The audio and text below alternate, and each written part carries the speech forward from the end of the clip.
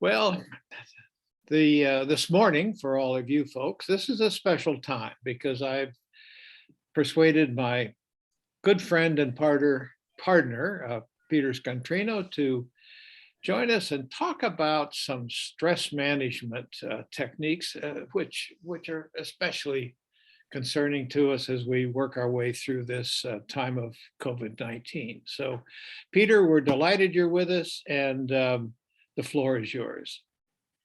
Thank you, Bill. Hello to all my friends in Cambodia, and thank you very much for giving me a chance to share some information with you about COVID and stress. Both Bill and I have had to cancel a number of trips, some of them to Cambodia, because of COVID. We feel the stress. I know you feel the stress. So I hope by the end of today's presentation, we'll remind you of some tools you already have and maybe give you a few more tools you can use for yourself and for the people working with you in your NGO to better manage your stress. I'm going to run straight through my presentation and then we'll stop the video. And after I stop the video, then I'll take questions. So please write your questions down as we go through here and you have a chance to ask them and we'll share the answers with everybody. We're ready to go, Bill, so here I go. If you don't have a copy of the PowerPoint, you can get it from Sopal. She's happy to share that with you. And like all the presentations that Bill and I do, you can use these wherever you want. So you can take the PowerPoint and use it with your NGO, with other NGOs, or with anybody else you want to share it with.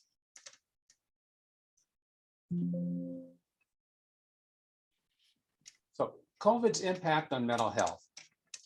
78% of the global workforce say the pandemic has negatively affected their mental health.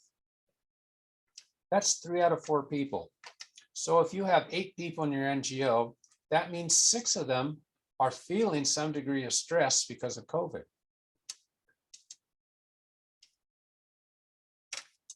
And as you can see from the second point on the slide, people are feeling a lot of different symptoms, physical and psychological from stress.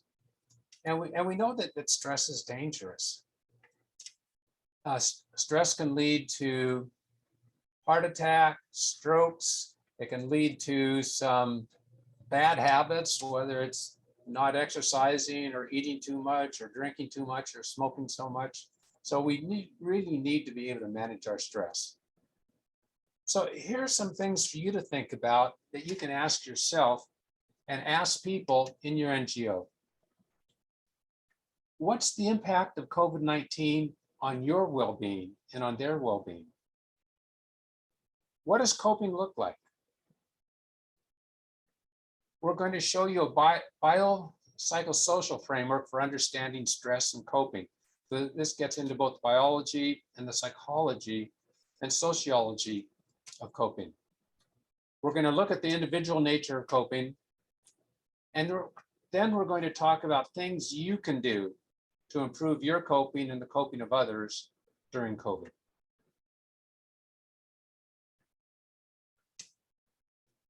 COVID and life. Mental health. The pandemic has led to increased stress, loneliness, anxiety, and depression. For Bill and me, we really look forward to seeing our friends in Southeast Asia. And we're a bit depressed, we can't go there.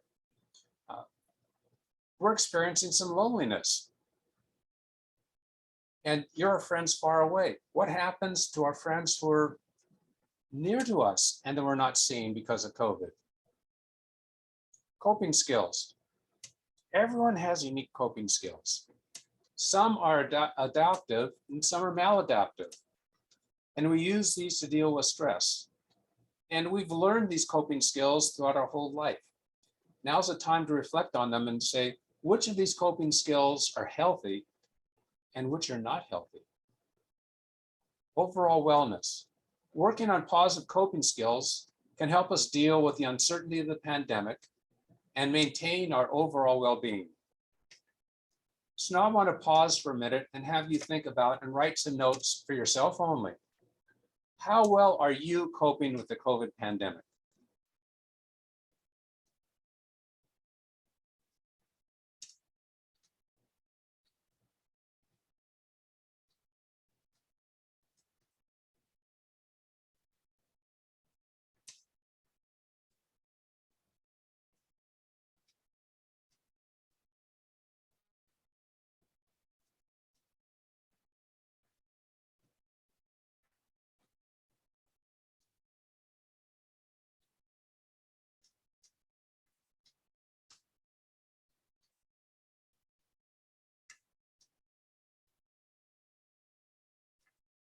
Now that you have some notes to reflect on, you can think about those as we're going through the rest of the presentation.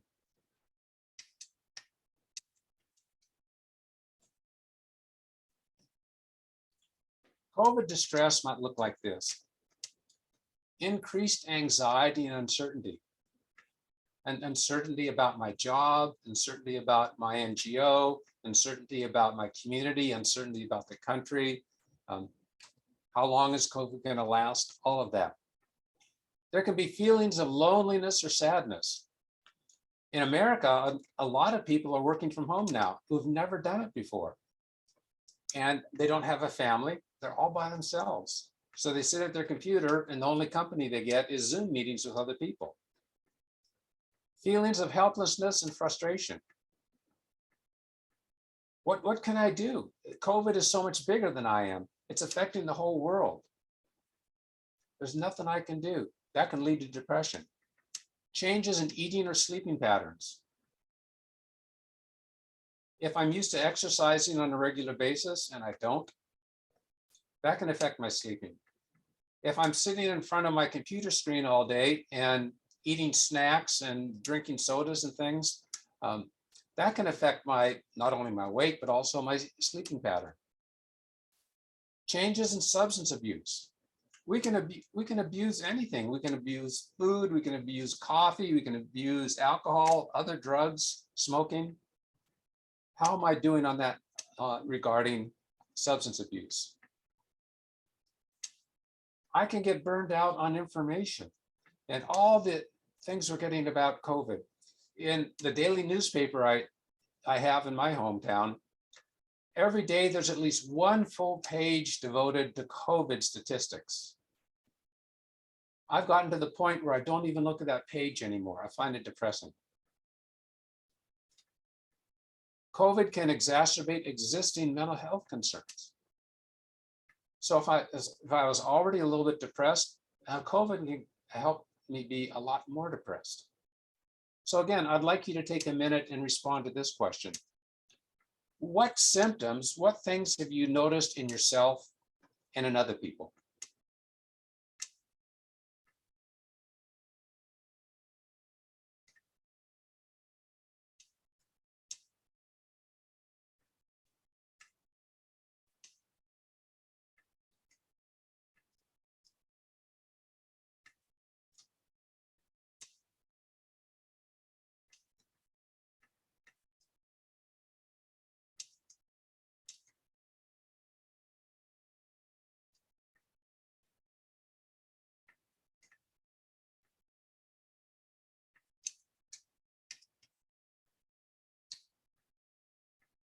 And something you might think about, you can actually take this slide, use it with your staff, and use this as a team building session and have people make notes what they've seen in themselves and others and share that information. It can be a true team building exercise. So what is coping? Coping refers to the way we respond to or manage stress and uncomfortable emotions. Coping is the way we respond to life's demands. I have to move my camera so I can see the rest of my screen. For example, how do you react when you're under a lot of stress? What do you do? What do you think? How do you feel? And coping can be adaptive or it can be maladaptive. So we have some pictures here of adaptive coping. Someone's using yoga to work with their stress. Then we see some maladaptive coping. Someone is using alcohol to try to drown their stress. I hope we stay on the adaptive coping and avoid the maladaptive coping. There are many consequences of not coping effectively.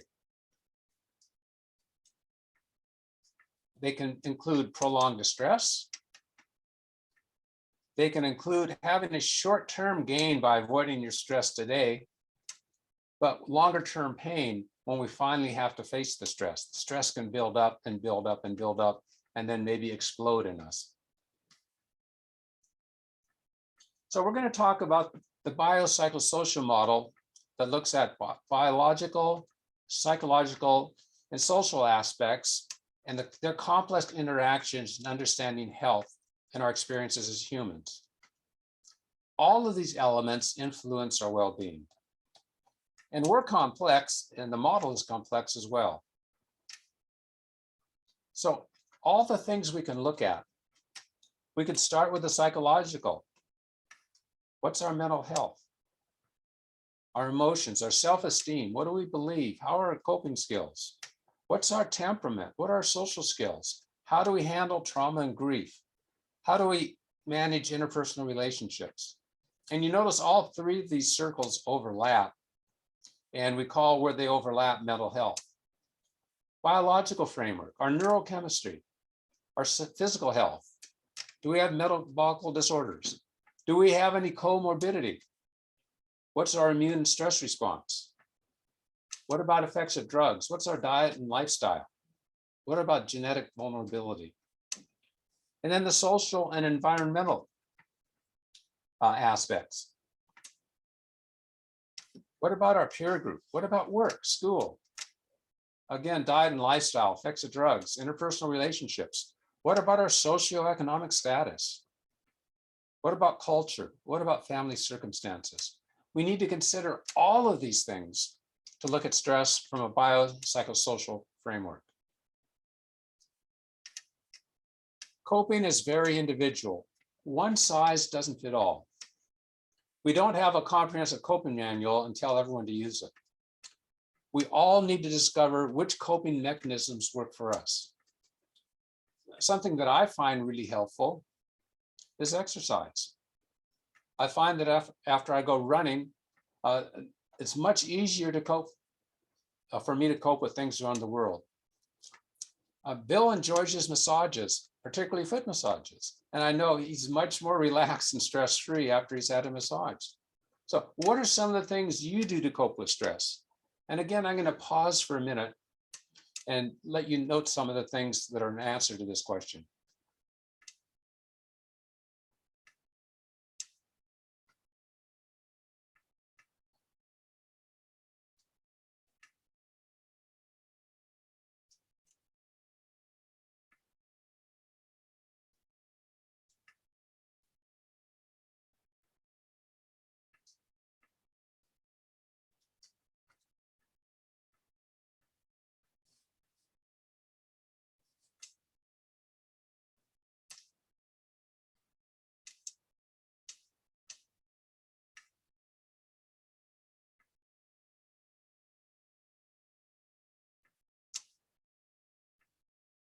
And as for the previous question that I suggested you could share with others in your NGO, your answers to this one and the answers of your coworkers are great things to share.